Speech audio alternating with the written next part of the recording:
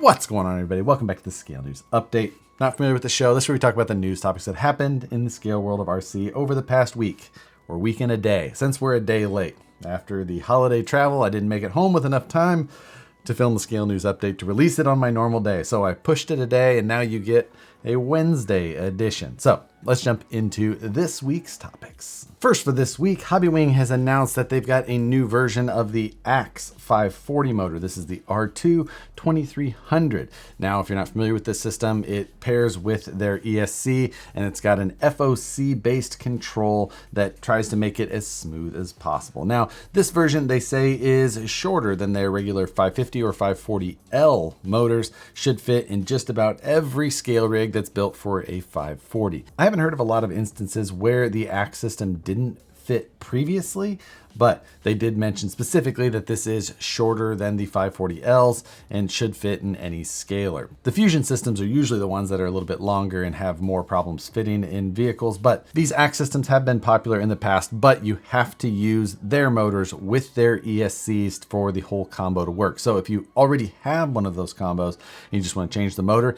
then here's an option for you. Otherwise, look for this to come in the combo before you pick up just this motor. Next, Cross RC has showed more details of the other 8x8 that they had been teasing. We had discussed a while back when Cross had two new 8x8s coming out, but didn't really give us a lot of details. We already covered the most recent 8x8 that they have coming out. I believe it's called the Rhino. But now this new one coming out, the BT8, is an amphibious armored transport style vehicle. I feel like putting amphibious in there needs to be clarified because I wonder how amphibious this model specifically will be. That will be an interesting part. It says it in the name. It should be amphibious. We'll have to see how that really goes. This does use a completely different type of drivetrain compared to the other 8x8s that they have. This one uses multiple belts and kind of a center channel and independent suspension at each of those 8 drive wheels. This obviously doesn't blend in with normal trail trucks and things like that. Their other 8x8s and military vehicles are usually a slightly different scale as well, but sometimes kind of blend in more with normal trail trucks than something like this amphibious armored transport vehicle would. But either way, kind of cool, something new, something different. Haven't seen the pricing on this come out yet. Still waiting on some of those details before these actually hit the market. Also new this week is the Vanquish RBX10 Rift axles. These are the AR14B compatible axles. These are a direct drop-in for the Rift. The major difference with these is specifically the rear axle is now centered versus offset like the factory one for a more scale appearance. Does change up the length of the inner shafts, but those centered rear inner shafts are included with these axle housings. These will use stock steering knuckles or any knuckle built to stock specifications. These retain the functions like the built-in bump stops. It has a little bit different design to the actual diff cover now with using real screws around it rather than bolting it in from the back side. These also use one-piece bearing retainers like most of the Vanquish axle that completely encompasses the bearing rather than pinching the bearing with 2 halves. If you're interested in these axles, I'll link to where you can find all of them as well as the rest of the details about these in the description below. RC 4-Wheel Drive had some new releases this week. First of all, they had 1.55 vintage Landy wheels, or Land Rover styled wheels.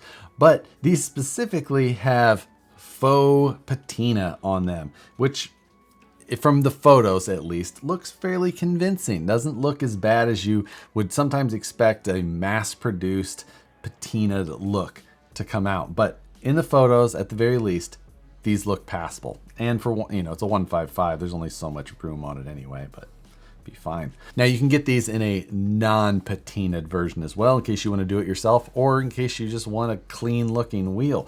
But if you're looking for some 155 vintage Land Rover style wheels, RC 4-Wheel Drive has them available now. A couple weeks back, RC 4-Wheel Drive released the new Trailfinder 2 124 scale version. When they released that, we discussed some of the differences between that 124 scale and more common 124 scales on the market now. One of those was that this uses 0.7 inch diameter wheels versus 1 inch diameter wheels like most of the other 124 scales. But now RC 4-Wheel Drive has also released a number of 0.7 inch wheel options. So now you can get some upgraded wheels for that TF24. I imagine that more tire choices will also follow because obviously you can't use a standard 1-inch tire on 0.7-inch wheels. So if you already ordered one of those Trailfinder 2 mini versions, then looks like RC4 Drive is going to be pushing parts for that pretty heavily. They already have a bunch of other replacement parts up, transmissions, motors, a number of other parts that accompany that chassis,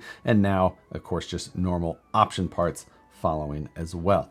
I don't know if that truck landed as well as they hoped, but at the very least, at least they're supporting it with some option parts. And speaking of 124 scale stuff, last week we talked about the new 1-inch Pitbull tires that are going to come out. We had seen a little video clip showing them kind of pulling apart some samples that they had posted on social media, but you can actually see photos of those new Pitbulls on Amane's website. They're using those tires on some new SSD 1.0 little beadlock wheels. So if you want to get a better shot at those tires, jump over to Amane's site. I'll link to the listing specifically where those tires are used in the description below. This week, ISDT released what they're calling the Bat Air adapter. And this is a little adapter or box, whatever, that goes onto the balance port of your battery packs. And what it appears is that they expect you to keep that little adapter on your battery pack all the time.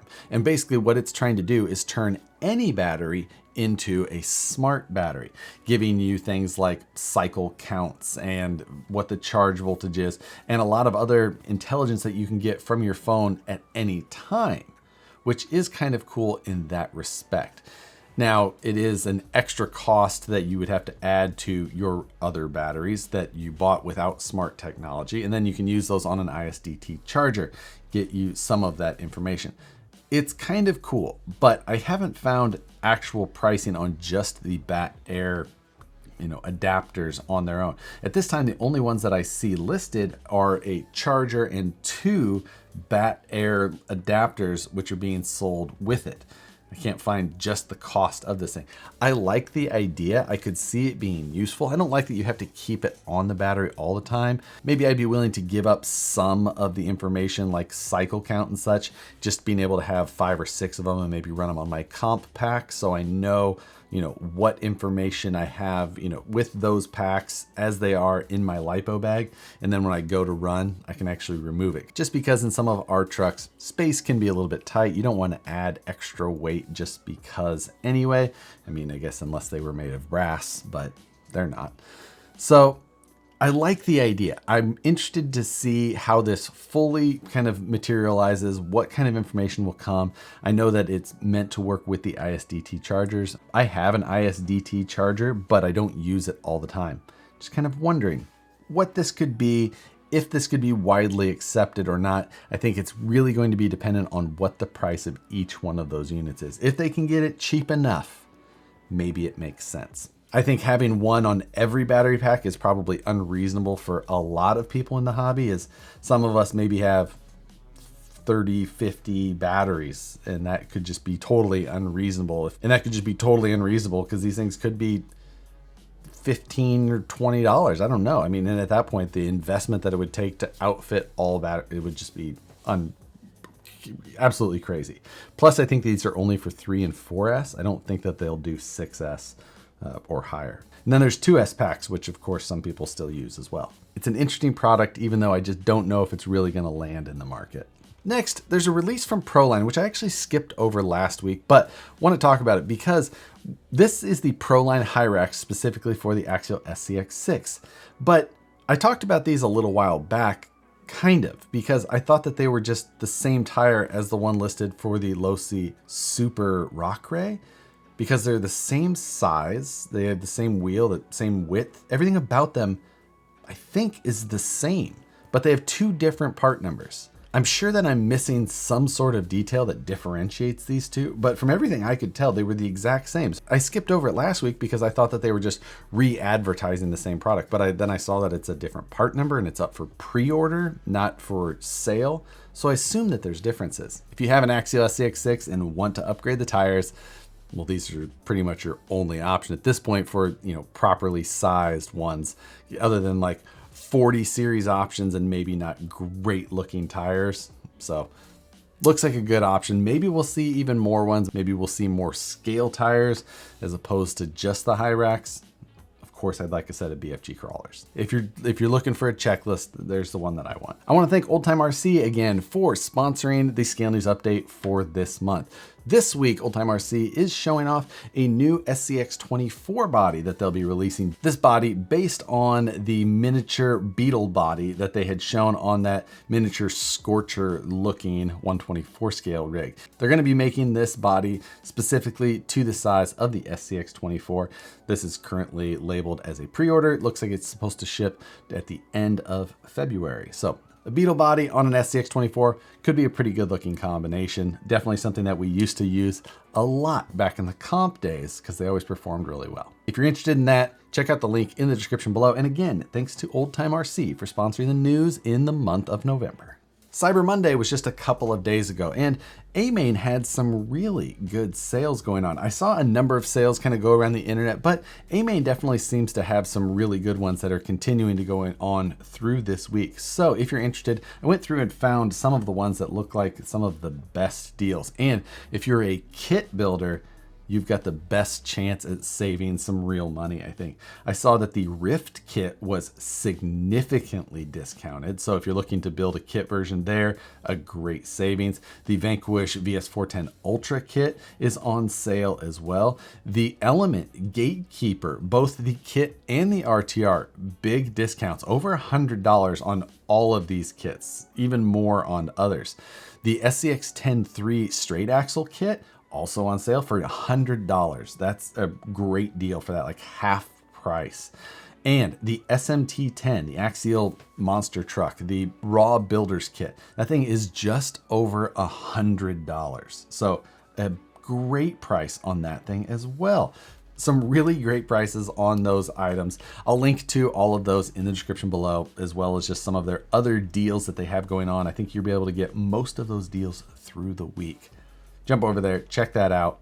Definitely worth it. If you're looking for some projects or some gifts that look like a lot of value that you can get a really good deal on, man, these are worth it. Go check those out. Jump on them before they run out. It did look like some of them were getting close already. It was said like 3 left in stock or 4 left in stock. So some of those may be gone if you don't act quickly. And like we've discussed with all holiday gifts this year, acting quickly on anything you can find in stock is important. So keep that in mind. This week, Matt and I are back for Livestream Takeover. So today that this comes out, Wednesday, check out the Livestream Takeover with Matt and myself, 6 p.m. Pacific time, 9 p.m. Eastern time. Check it out. We're going to catch up. I was gone last week. He was gone the week before, but this week, we're going to talk about the holidays. We're each going to put some lists together for holiday gift ideas as well. So that should be some fun topics. Definitely a lot to catch up on. It's been some busy times again. And of course, we've got the end of the year rolling around shortly. So no shortage of things to discuss. But with that, that's going to do it for the news topics for this week. For this week's question, talking about all of the deals and things that were going on at Amane. Did you pick up any Cyber Monday, Black Friday? Did you actually go to a store like a crazy person? Or did you do it all online? You know, the comfort of your living room. What'd you buy? What'd you pick up? RC, non-RC, whatever it is. Drop it in the comments below. Hope you all had a great Thanksgiving. Get back to regular real life. Appreciate you guys for watching the Scale News update. A day late. Doesn't happen all that often, but I didn't have it in me to get it done late last night. So as always, thanks again for watching. Hit the like button if you enjoyed the video. Subscribe if you're not already. Hit the notification bell so you see the videos as soon as they get uploaded. We'll see you on Livestream Takeover later tonight. Thanks again for watching, and we'll see you on the next one.